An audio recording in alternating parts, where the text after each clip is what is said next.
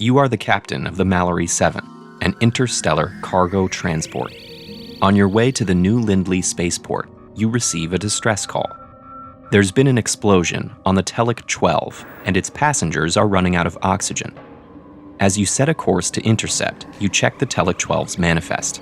It's currently transporting 30 middle-aged individuals from some of Earth's poorest districts to the labor center on New Lindley, where they'll be assigned jobs on the spaceport. But as you approach the Telek 12, you receive a second distress call. A luxury space cruiser called the Perito has lost a thruster, sending them careening towards an asteroid belt. Without your help, the 20 college students headed for vacation aboard the Perito are all doomed. So, with only enough time to save one ship, which one should you choose? This dilemma is an example of a broader class of problems where a life-saving resource, such as a donated organ or vaccine, is scarce. There are many schools of thought on how to approach these problems, and one of the most influential is utilitarianism, an ethical view first systematically developed by Jeremy Bentham and John Stuart Mill. In this view, you should choose the action which promises the greatest sum of happiness. Though how to define and measure happiness is a difficult question. For example, hedonists would suggest a happy life contains the most pleasure and the least pain. Others might say it's the life where your desires are most fulfilled. However happiness is defined, most would agree that saving 30 lives has the potential to generate more happiness than saving 20. But is it enough to consider how many lives would be saved? Or should you also consider how many life years would be?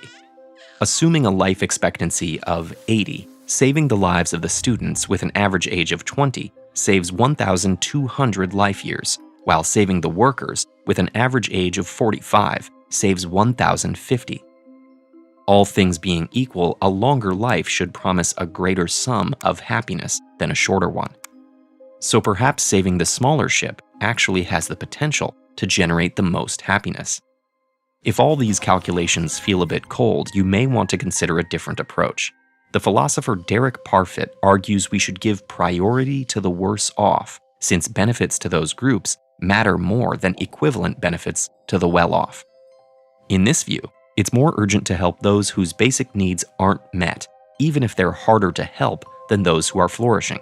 But often, determining which group is truly worse off can get complicated fast. In our case, Earth is still beset by drastic inequalities in wealth and opportunity.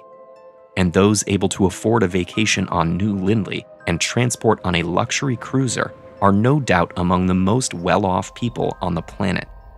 The workers, by contrast, are among the most disadvantaged, traveling away from home for months at a time to perform service work. With fewer resources and opportunities, it's likely they've experienced more hardship in their lives than the vacationers, so maybe they're more deserving of rescue? On the other hand, the students have experienced less life overall, so perhaps they're worse off. Or maybe none of these variables should influence our decision. The philosopher John Turek famously argued that in these types of cases, the numbers don't count. Each person is deserving of equal concern and respect, so the best way to decide which passengers to save is to flip a coin. While this might seem arbitrary at first, this approach treats all parties equally, giving each individual an equal chance of being rescued. Could any passenger argue that they're being treated unfairly by a coin flip?